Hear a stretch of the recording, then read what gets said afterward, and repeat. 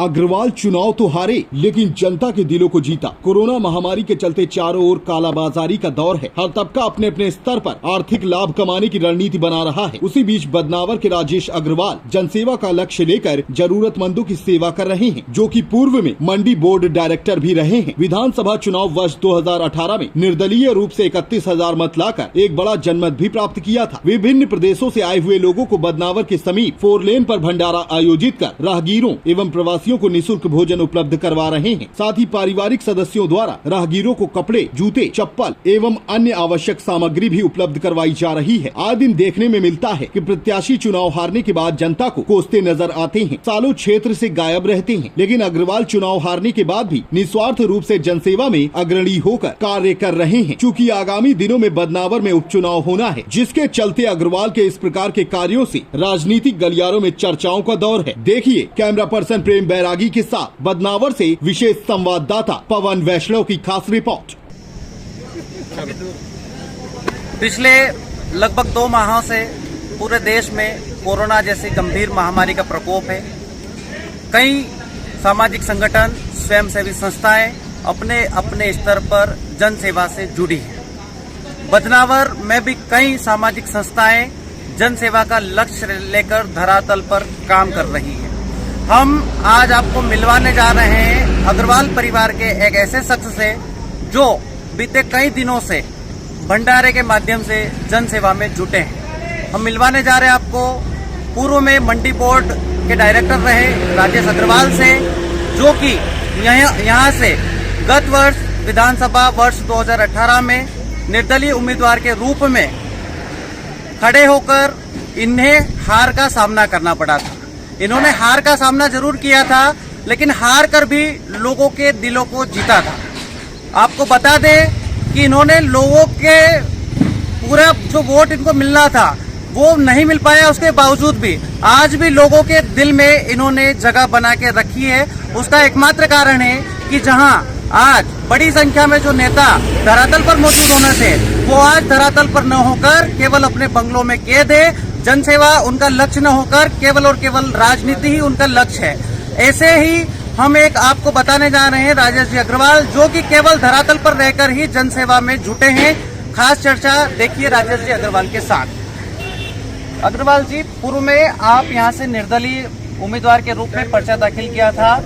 उसके बाद में भी हम देखने को मिलता है कि लोग धरातल से गायब हो जाते चुनाव हारने के बाद, लेकिन आप पिछले 1.5-2 वर्षों से लगातार सक्रियता के साथ काम कर रहे हैं। क्या कहेंगे आप इस पर? मुझे सेवा का कार्य मेरे परिवारों के संस्कार में मिला। मैं राजनीति में, मेरा पेशा नहीं है, राजनीति के माध्यम से मैं जनता की सेवा के लिए मैं सार्वजनिक जीवन में आया।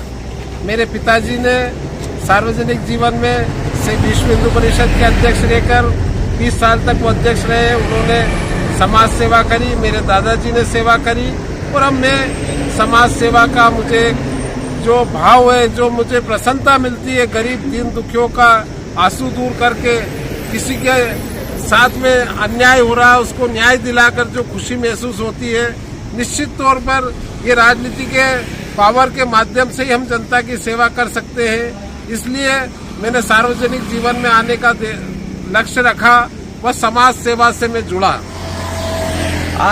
आदमी जैसे ही नेता बनता है उस पर तमाम तरीके के आरोप प्रत्यारोपों का दौर शुरू हो जाता है। आप पूर्व में मंडी बोर्ड के डायरेक्टर रहे हैं। आपने कई धार्मिक संस्थानों में, स्वयंसेवी संगठनों को अपनी जो राशि आती है मंडी बोर्ड की वो दी थी, उपलब्ध करवाई थी, और क्षेत्र में चर्चा सुनने को मिलती है कि अग्रवाल जी ने बिना 1% लिए भी जन सेवा की है। उस पर क्या कहेंगे आप? तेरा तुझको अर्पण का लागे मोहे, तेरा तुझको अर्पण का लागे मोहे।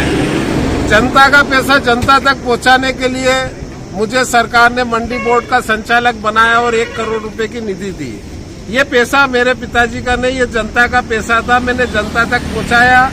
जहाँ जनता ने कहा कि राजेश भैया हमको ये या 5 लाख यहाँ दो, 2 लाख ये दो, और जब लगा के नहीं वास्तव में इस पैसे का जनता को सदुपयोग होगा, तो मैंने वो मंडी बोर्ड की निधि हर गांव में, हर पंचायत में जनता ने जहाँ मांग करी उसके अनुसार दी, और भ्रष्टाचार ना हो उसके लिए मैंने सभी गांव के लोगों को समितियों को, संस्था के लोगों को खुद की देखरेख में मंडी बोर्ड निधि का काम करवाया, फिर उसकी वैल्यूएशन करके उसका पेमेंट करवाया। नेता के बारे में ये माना जाता है कि चुनाव हारने के बाद लगभग अगले चुनाव तक तो वो धरातल पे दिखाई नहीं देते हैं, लेकिन आज जब कोरोना चल रहा है, लाखों रुपए लगाकर आप ये भंडारा जो आयोजित कर रहे हैं, क्या कहेंगे इसके लिए आप? बंधुओं, नर सेवा नारायण सेवा, और राजनीति मेरा पेशा नहीं है।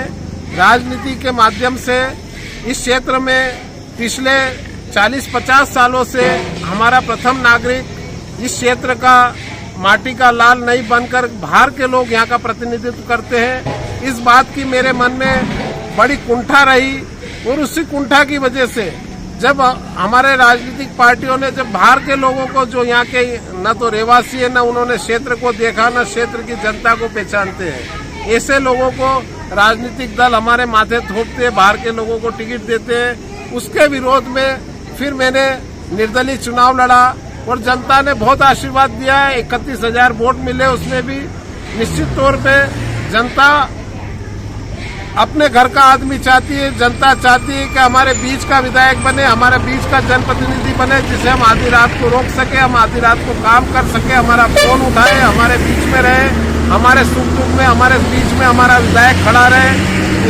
उसी दर्द को, जनता के दर्द को जानकर पिछले चुनाव में मैंने निर्दलीय तौर पर चुनाव लड़ा। निर्दलीय तौर पर लड़ने के बावजूद भी आपको अच्छा खासा जनमत मिला था।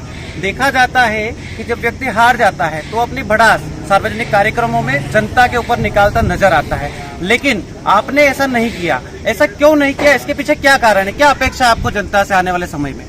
मैं जब चुनाव लड़ा तो मेरे को पूरी विधानसभा क्षेत्र से जनता ने बहुत आशीर्वाद दिया, बहुत प्यार दिया, और उन्होंने कहा, राजेश भाई तुम्हारी सही लड़ाई है, ये तुम्हारी लड़ाई नहीं, ये बदनावर क्षेत्र की जनता की लड़ाई है। ये जनता के बीच का विधायक बनना चाहिए, यहाँ पे स्थानीय जनता की पसंद का आदमी विधायक बनना चाहिए।